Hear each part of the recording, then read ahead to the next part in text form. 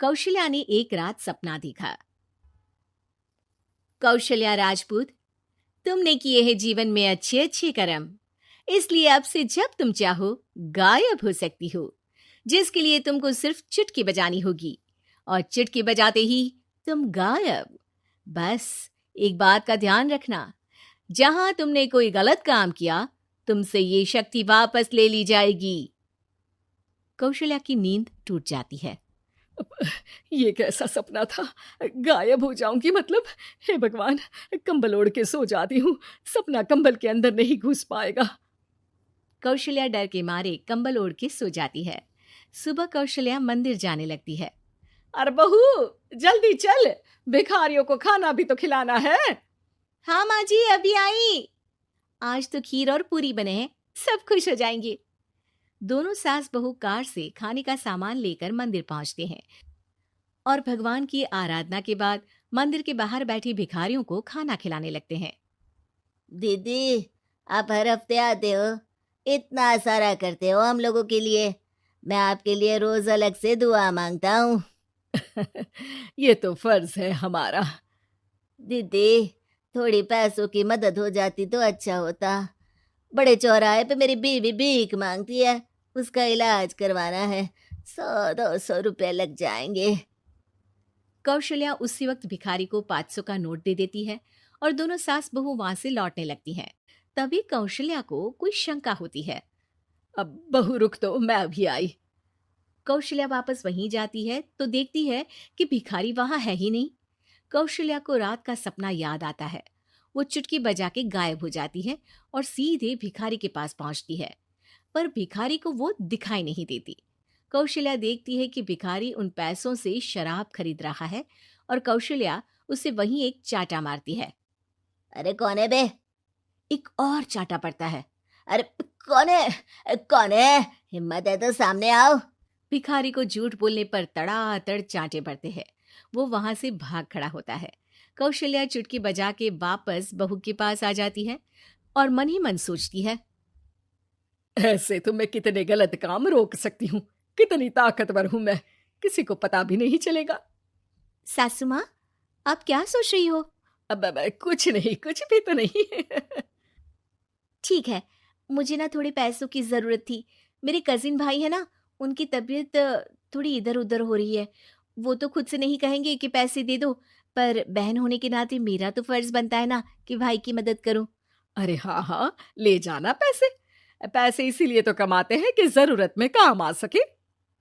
घर पहुंच के कौशल्या अपनी बहू को 10,000 रुपए दे देती है। कब जाएगी तुम मायके? कल शाम की ट्रेन है।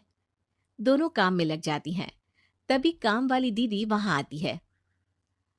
आज ना मैं आप लोगों के लिए पनीर बनाऊंगी। ठीक है, मंगवा लेती हूँ पनीर। पड़ोस की दुकान वाला पनीर दे जाता है और काम वाली बाई पनीर से रेसिपी बनाने लगती है। आज अपनी सुपर पावर काम वाली बाई पे ट्राई करती हूँ, देखूं तो सही किचन में करती क्या है ये। सास चुटकी बजा के गायब हो जाती है और किचन में पहुंचती है। बाई को खबर भी नहीं है कि कौशल्या भी किचन में ही है। आज तो मैं भी पनीर की सब्जी बनाऊंगी रात को अपने घर, और थोड़ा सा घी भी रख लेती हूँ। वैसे भी कौशल्या बुढ़िया खा खा के मोटी हो गई है। कौशल्या बाई की चोरी पकड़ लेती है और गुस्से में बाई की चोटी ऊपर उठा देती है। बाई को समझ भी नहीं आता कि उसकी चोटी खड़ी कैसे होगी। वो डर के मारे चीख पड़ती है। बहू भागते हुए किचन में आती है। अरे क्या हुआ? ये तुम्हारी चोटी खड़ी कैसे है? करंट लग गया है क्या? पता नहीं, शायद किचन में ना भूत है। बाई वहां से भाग खड़ी होती है और कौशल्या चुटकी बजा के अपने कमरे में टीवी देखने लगती है। बहू वहां जाती है। माँ जी, किचन में ना भूत है, बाई भाग गई। अरे भागने देना, भूत का तो पता नहीं, किचन में चोर जरूर था और वो थी अपनी काम वाली। अच्छा हुआ चली गई। बहू को कुछ समझ नहीं आया। उसने किचन में जो देखा उसके सदमे में जो थी वो भी तक। अगले दिन बहू अपने मायके के लिए निकल जाती है।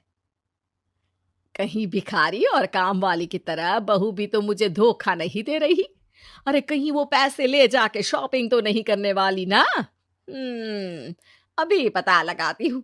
मुझसे कुछ छिपा है भला? जैसे भगवान सब देख रहा है वैसे ही मैं भी सब देख रही हूँ। सास को अपनी शक्ति पर घमंड आ गया था। वो अब अच्छे काम करने की जगह अपनी शक्ति का इस्तेमाल खुद का शक मिटाने के लिए कर रही थी। वो चुटकी बजाती ही बहू के मायके चली जाती है। भैया, आपने बताया क्यों नहीं कि इतनी तबीयत खराब है?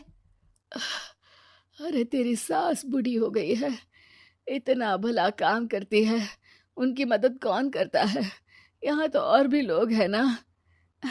भैया, मेरे पास कुछ पैसे हैं, आप दूसरे डॉक्टर को दिखा दीजिए ना। अरे मुझे लगता है कि मेरा टाइम आ गया है, मुझे जाना होगा। कमरे में भाई की आत्मा को लेने यमदूत आ चुके थे। कौशल्या भले ही किसी को नहीं दिख रही थी, पर यमदूत ने उसे देख लिया। यही आत्मा है शायद, परछाई दिख रही है, पहले ही तैयार खड़ी है। अरे आप कौन हो? यमराज का नाम सुना है? हैं? आप यमराज हो क्या? नहीं, हम उनके यहाँ जॉब करते हैं, आत्मा उठा के ले जाते हैं डिलीवरी वाले। चलो अब तुम्हारा टाइम पूरा हो गया। अरे आप शायद ना वो बिस्तर पर पड़े आदमी की आत्मा को लेने आए हो। मैं तो बस यहाँ देखने आई थी कि मेरी बहू कहीं मुझसे पैसे लेकर शॉपिंग करने तो नहीं चली गई ना।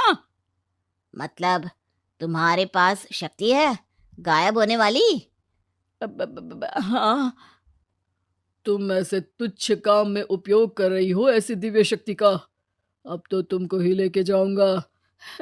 अरे नहीं नहीं, कल मुझे किटी पार्टी में भी तो जाना है।